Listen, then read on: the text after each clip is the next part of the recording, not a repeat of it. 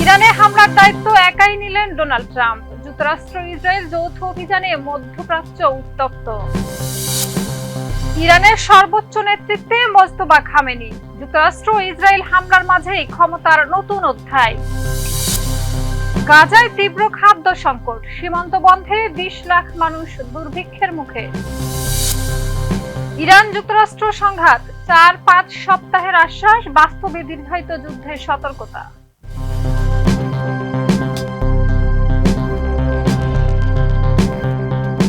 দর্শক আমন্ত্রণ মাই TV I নিউজে। এতক্ষণ দেখছেন শিরোনাম, সাথে আছে আমি Shahida Ruby. Lily ultra soft serum gel, যা গভীর থেকে স্কিনে দেয় 3 গুণ সিরাম হাইড্রেশন। সিরাম জেল হাইড্রেশনে ব্রাইট থাকো সব সিজনে। মধ্যপ্রাচ্যে ইরান ইসরায়েল সংঘাত নিয়ে যুক্তরাষ্ট্রের ভেতরে মতভেদ প্রকাশ্যে এসেছে। মার্কিন পররাষ্ট্রমন্ত্রী মার্কো রুবিও যেখানে বলেছেন ইরানের বিরুদ্ধে ইসরায়েলের শুরু করা যুদ্ধ আসলে যুক্তরাষ্ট্রই লড়েছে, সেখানে প্রেসিডেন্ট ডোনাল্ড ট্রাম্প সে বক্তব্য নাকচ করে হামলার দায় নিজের কাঁধেই নিয়েছেন। বিস্তারিত ডেস্ক রিপোর্টে। মধ্যপ্রাচ্যের সংঘাতের উত্তাপ আরো বাড়ছে, আর ইরানে হামলা নিয়ে যুক্তরাষ্ট্রের ভেতরেই দেখা দিয়েছে মতভেদ। ইরানের বিরুদ্ধে ইসরায়েলের শুরু করা সংঘাত আসলে যুক্তরাষ্ট্রই লড়ছে, এমন মন্তব্য করেছেন মার্কিন পররাষ্ট্রমন্ত্রী মার্কো রুবিও। তবে সেই বক্তব্য নাকচ করে হামলার দায় নিজের কাঁধেই নিয়েছেন প্রেসিডেন্ট ডোনাল্ড ট্রাম্প। তিনি বলেন, তেহরানে হামলার উস্কানি ইসরায়েল দেয়নি, বরং সম্ভাব্য ইরানি হামলা ঠেকাতেই তিনি ইসরায়েলকে সঙ্গে নিয়ে অভিযান শুরু করেছেন। 3 মার্চ হোয়াইট হাউসে জার্মান চ্যান্সেলরের সঙ্গে বৈঠকের পর ট্রাম্প দাবি করেন, মার্কিন হামলায় ইরানের বিমান বাহিনী, নৌবাহিনী ও বায়ু প্রতিরক্ষা ব্যবস্থার বড় অংশ ধ্বংস হয়েছে এবং ইতিমধ্যে 1700-র বেশি লক্ষ্যবস্তুতে হামলা চালানো হয়েছে। তিনি আরো বলেন, ইরানের নতুন নেতা যেন আগের মতো নীতিতে না চলে, তবে নির্বাসিত রেজা পাহলভিকে নেতৃত্বের জন্য উপযুক্ত মনে করছেন না তিনি। একই সঙ্গে ইরানের সঙ্গে নতুন করে আলোচনার সম্ভাবনাও নাকচ করেছেন ডোনাল্ড ট্রাম্প। এরই মধ্যে ইরান ইন্টারন্যাশনাল জানিয়েছে, ইরানের নতুন সর্বোচ্চ নেতা হিসেবে আয়াতুল্লাহ আলী খামেনির ছেলে মুজতবা খামেনিকে নির্বাচিত করা হয়েছে। এর আগে 28 ফেব্রুয়ারি যুক্তরাষ্ট্র ও ইসরায়েল ইরানে যৌথ হামলা চালায়। এতে আয়াতুল্লাহ আলী খামেনি সহ কয়েকজন শীর্ষ নেতা নিহত হন। এর জবাবে ইসরায়েলে পাল্টা হামলা চালাচ্ছে ইরান এবং মধ্যপ্রাচ্যের বিভিন্ন স্থানে মার্কিন ঘাঁটিতে আঘাত হানছে বিপ্লবী গার্ড বাহিনী। যুক্তরাষ্ট্র ও ইসরায়েলের যৌথ হামলায় আয়াতুল্লাহ আলী খামেনি নিহত হওয়ার পর ইরানের নতুন সর্বোচ্চ নেতা হিসেবে তার ছেলে মোজতবা হোসাইনি খামেনিকে নির্বাচিত করা হয়েছে বলে বিভিন্ন প্রতিবেদনে জানা গেছে। ইরানের বিশেষজ্ঞ পরিষদ বিপ্লবী গার্ডের চাপে তাকে এই পদে নির্বাচিত করেছে বলে দাবি করা হয়েছে। যদিও তিনি কোনো উচ্চ পদস্থ ধর্মীয় নেতা নন, তবুও দীর্ঘদিন ধরে পর্দার আড়ালে ইরানের ক্ষমতার কেন্দ্রের প্রভাবশালী ব্যক্তি হিসেবে পরিচিত। বিস্তারিত প্রতিবেদনে।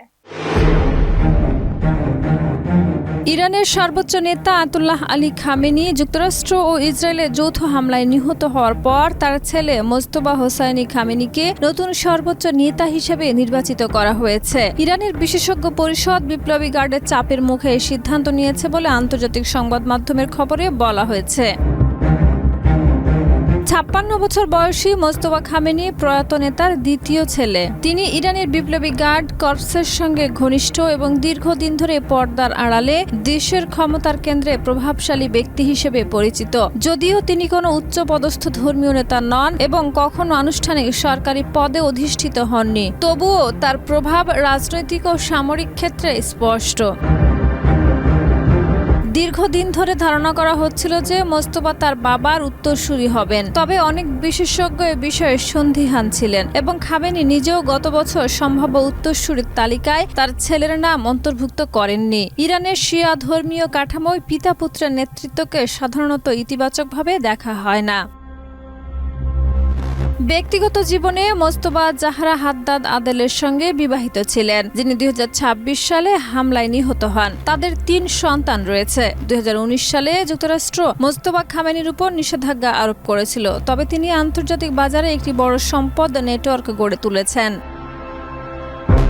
ইরান ইরাক সংঘাতের সময় তিনি ইরানের সশস্ত্র বাহিনীতে দায়িত্ব পালন করেছিলেন। শনিবার যুক্তরাষ্ট্র ও ইসরায়েলের যৌথ হামলায় খামেনি পরিবারের বেশিরভাগ সদস্য নিহত হয়। পরিবারের মধ্যে বেঁচে থাকা সদস্যদের একজন হলেন মোজতবা, যিনি এখন ইরানের সর্বোচ্চ ক্ষমতার আসনে বসতে চলেছেন। বিশ্লেষকদের মতে মোজতবা খামেনির নেতৃত্বে ইরানের রাজনৈতিক স্থিতিশীলতা ও সামরিক সিদ্ধান্তকে বড়ভাবে প্রভাবিত করবে এবং অভ্যন্তরীণ অস্থিরতা বিদেশি চাপ মোকাবেলার দায়িত্ব তার কাঁধেই থাকবে। গাজার সীমান্ত ইসরায়েল বন্ধ রাখায় খাদ্য সংকট তীব্র হয়ে উঠেছে। যুদ্ধ শুরুর পর প্রায় 20 লাখ মানুষ দুর্ভিক্ষের ঝুঁকিতে রয়েছেন। গাজায় 2 বছর ধরে চলমান সংঘাতে প্রায় 60% এলাকা ইসরায়েলি নিয়ন্ত্রণে চলে গেছে। স্থানীয় সহায়তা সংস্থাগুলো জানান, মজুতকৃত খাবার মাত্র 1 সপ্তাহের জন্য যথেষ্ট। বাজারে খাদ্যের দাম দ্রুত বেড়ে গেছে এবং কমিউনিটি কিচেনগুলো ধীরে ধীরে বন্ধ হয়ে যাচ্ছে। বিস্তারিত প্রতিবেদনে।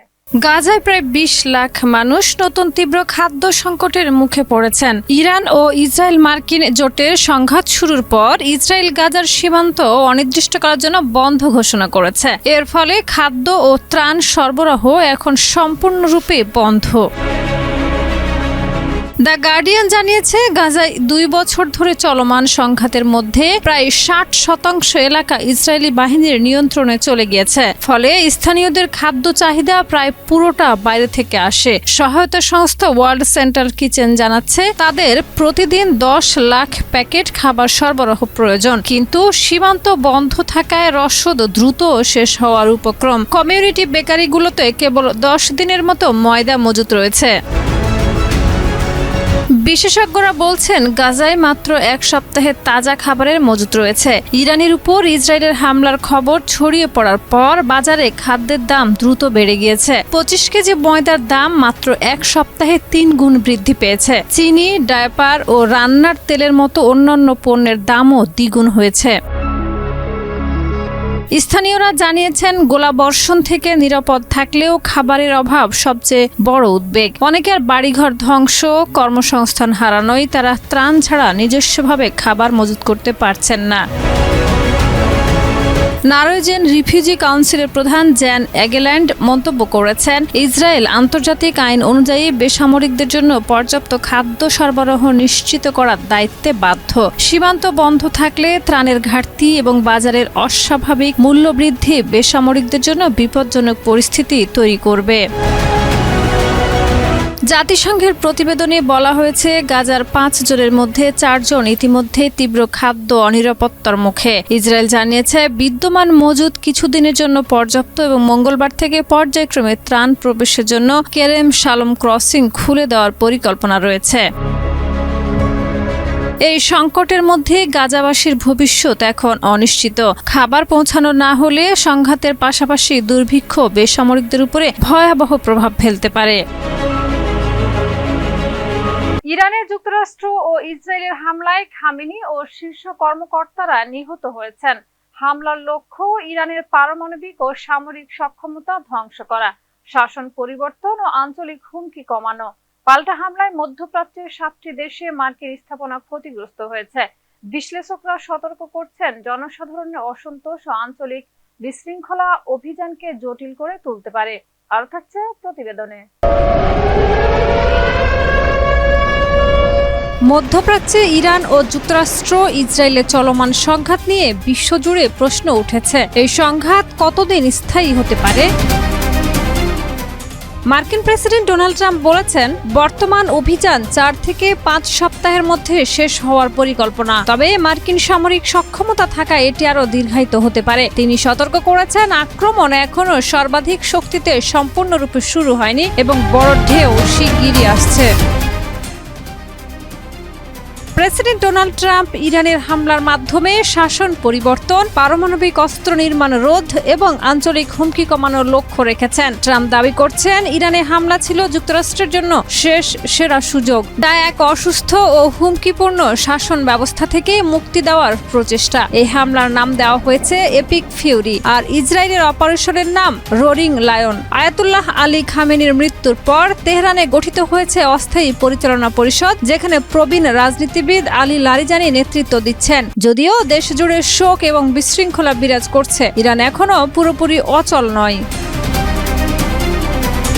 মার্কিন ইসরায়েলি হামলায় ইরানে নিহতের সংখ্যা এখন পর্যন্ত 786 এবং অন্তত 153টি শহর ও 504টি লক্ষ্যবস্তু ক্ষতিগ্রস্ত হয়েছে। ইরানের পাল্টা হামলায় মধ্যপ্রাচ্যের 7টি দেশে মার্কিন স্থাপনা লক্ষ্যবস্তু হয়েছে, যার মধ্যে রয়েছে সৌদি আরব, কুয়েত, আবুধাবি এবং দোহা। এই হামলার কারণে বৈশ্বিক অর্থনীতিতেও প্রভাব পড়েছে। কাতার ও সৌদি আরবে জ্বালানি উৎপাদন বন্ধের ফলে গ্যাস ও তেলের দাম ঊর্ধ্বগতি দেখিয়েছে এবং হরমুজ প্রণালী হুমকির মুখে পড়েছে। ট্রাম্পের লক্ষ্য মূলত ইরানের পারমাণবিক ও ক্ষেপণাস্ত্র কর্মসূচি ধ্বংস করা, আঞ্চলিক হুমকি কমানো এবং শাসন পরিবর্তনের মাধ্যমে প্রভাব বিস্তার করা। তিনি প্রাথমিকভাবে বলেন, অভিযান 4 থেকে 5 সপ্তাহ চলবে, তবে সক্ষমতা অনুযায়ী এটি দীর্ঘ সময় পর্যন্ত স্থায়ী হতে পারে। ইসরায়েলের প্রধানমন্ত্রী বেনিয়ামিন নেতানিয়াহু মনে করেন, সংঘাত দীর্ঘস্থায়ী হবে না, তবে এটি কিছু সময় ধরে চলতে পারে। বিশ্লেষকরা সতর্ক করছেন, এই হামলা জনসাধারণের মধ্যে অসন্তোষ ও প্রতিবাদ উস্কে দিতে পারে এবং আঞ্চলিক বিশৃঙ্খলা বাড়াতে পারে। ইরান এখনও শক্তিশালী প্রতিরক্ষা বাহিনী রাখছে, যা ট্রাম্পের স্থলবাহিনী মোতায়েন না করার সিদ্ধান্তকে যুক্তিসঙ্গত করছে। আন্তর্জাতিক সংস্থা IAEA জানিয়েছে, ইরানের পারমাণবিক অস্ত্র তৈরির প্রমাণ পাওয়া যায়নি। এ পরিস্থিতিতে মধ্যপ্রাচ্যে রাজনৈতিক ও সামরিক উত্তেজনা তীব্র হচ্ছে এবং যুদ্ধের পরিণতি অনিশ্চিত। দর্শক, এই ছিল আজকের মাই টিভি আই নিউজ। ধন্যবাদ এতক্ষণ সাথে থাকার জন্য।